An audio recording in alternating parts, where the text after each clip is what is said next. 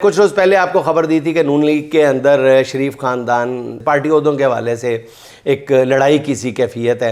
हमज़ा शहबाज नून league Punjab की सदारत चाहते हैं, जिसके लिए उन्होंने अपने ताया मियां नवाज़ शरीफ से बात भी की है। हमज़ा शहबाज का मौक़िफ़ ये है कि पंजाब में पार्टी को मुतहर्रिक करने के लिए उन्हें ज़िम्मेदारी सौंपी जाए, मगर दूसरी तरफ मरियम नवाज़ पंजाब में किसी सूरत बर्दाश्त करने को तैयार नहीं है।